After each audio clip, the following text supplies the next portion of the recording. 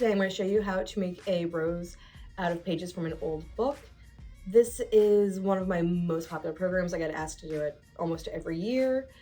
Every time I do it, I have a full house, so I decided to make a video of it. That way anyone anywhere can watch it, can see it up close for you with my hands, because when it's a bigger room, it's a little bit harder to see from a distance exactly all the fine details.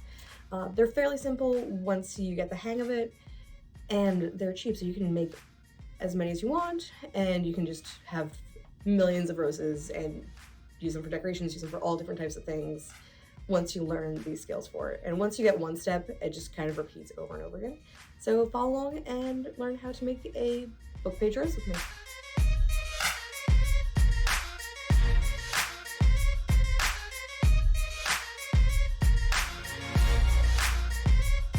For your book roses, to make the petals, you're going to use your most easily accessible measuring and stencil, and is your finger. Just going to place it. You're going to have some of the text covered up. Trace around it. Those are going to be your smallest petals. And what I do is I just cut them out.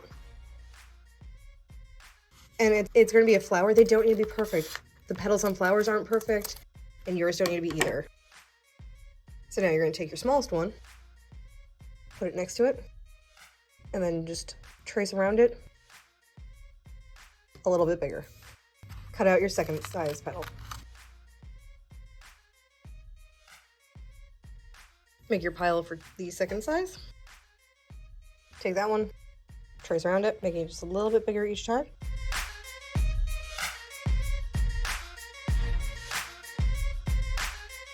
And if you have a mistake like that one, don't even worry about it. That'll be the underside of your petal. Just make sure to flip it so the good side shows, and no one will know.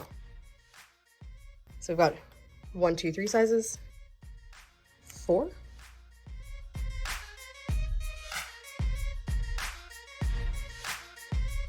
And now 5. I do 5 sizes of petals normally, or 7. Using an odd number works better. That's why we have 5 pages for 5 of each size petal, because when you have an even number, your brain wants to look for symmetry and wants it to be even and match. Whereas if it's an odd number, your brain doesn't try and do that, so it's easier to disguise mistakes or that things aren't perfectly equal or even. So that's a cool, fun trick that I learned from my friends that are art majors in college. And that's a really good way to disguise, like, I don't think it's coming out right. Make sure it's an odd number if you're not confident. You want to shape your petals so that way they look like petals, not just like straight, weird, flat pieces of paper. And I do all of mine all at once. So I just take all of one size, stack them, and take the bottoms and just give it a little pinch. So it just has this little crease in there. And then I'm taking the dowel and just roll it back. So fold forward, roll backwards. I'm not even using the dowel on this one because they're smaller. But just kind of roll them, curve them back, and that gives them that nice petal shape. And just repeat with each size. If it's not perfect, it's okay, because flowers aren't perfect in nature either. If every flower was perfect, they wouldn't have flower growing competitions. Because you'd be like, oh, they're all the same. Also, it would be boring, because they're all the same. You can also do this with sheet music. I have friends that are really into music, play a lot of instruments, and they've done this with sheet music, and they also come out gorgeous. You can also use plain construction paper as well. Anything that's paper-based, you can use. I know there are people that have done comics for their bouquets because they were really into comics and superheroes, so it's super cool. So this is when we do the assembly. We're gonna have our hot glue gun. We're gonna take our first inner petal. We're just gonna give it a line of hot glue. Try really hard not to put your hand into the hot glue. It is hot. And then just near the edge of the dowel. And then just bend it back a little. Next one that size. Same thing. Add a dot of glue. And then just offset it. So they're not directly across from each other. They're not quite next to each other. You're going to repeat with this one. I'm going to actually reverse my folds. Glue. And just move around. place it. It's okay if it's not perfect. Like when Bob Ross is painting and you're like, looks kind of messy, and then suddenly you're like, it's a gorgeous scenery. The same thing's going to happen where you just keep adding more, they will look better. It's like right now, it's sad, it has 3 pieces of paper. Don't worry, it will keep improving. And you're just going to keep spiraling around. We're going to move to our second size. And this one's different colors, so it's really easy to see each layer of sizes. So this is row 1, this is row 2, and we're keeping the tops pretty level. They go down a little bit, but not crazy far. And if you look at this one, you can see that spiral shape that you're making. So like each size will slowly get bigger and bigger around. So we're gonna move on to our next one, and we're gonna show you how to place those to get that to look like a rose. If you keep moving down, it kind of looks like foxgloves or a different type of flower. That's just more of a long, tall shape than hyacinths as well. So this is the last one we put in on the first row. We're gonna keep that pinch and just place it kind of in between.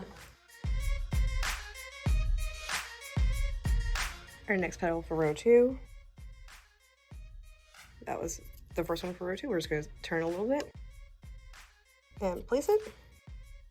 We're still aiming for it to be kind of staggered. You don't want them lined up because then it's a little funny looking, but practice makes perfect. So if your first couple look a little wonky, so did mine. I've made hundreds of these at this point.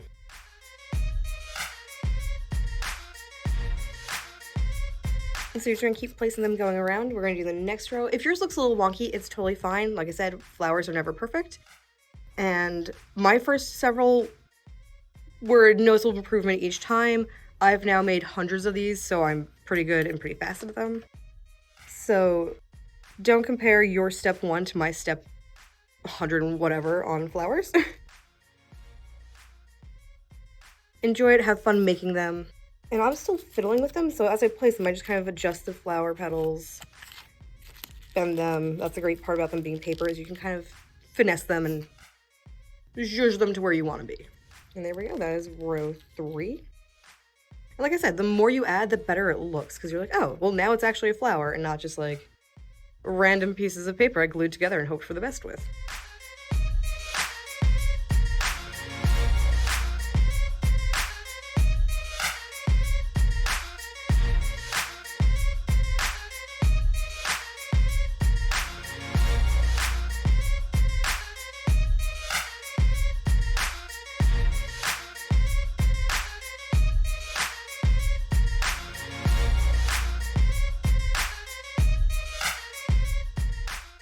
There we go. That is your book paper rose. So I kept all the petals kind of fairly high and tight, but just slightly slower so it gives you that flower bud shape. And these stay kind of level at the top. Still looks like a flower. And all of these look drastically different. This one's actually got 7, possibly 9 layers. This one's got a lot of layers in it.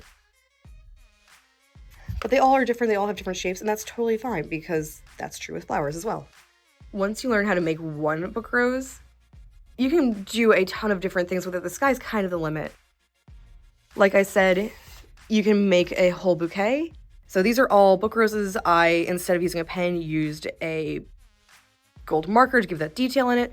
Last year, I explained how to make roses out of ties, so these are those. So that's another thing that you can do with them. You can also make centerpieces, and they're a fairly cheap alternative to real flowers, especially because flowers are so expensive and they do not survive. So if you're doing something where you wanted to be able to reuse it, this is great, or you just don't want to spend money on real flowers. But the sky's the limit. If you need roses for something or flowers, you can change the materials you make it out of, spray paint it, use construction paper, use kind of anything. Also incorporate more into it. I have fake silk ferns in there and plastic stuff in there. And it looks great. So use your imagination and take this skill and run with it and apply it in any way that you want. Or just make a simple rose and just have one to keep or one to give away. It is really entirely up to you.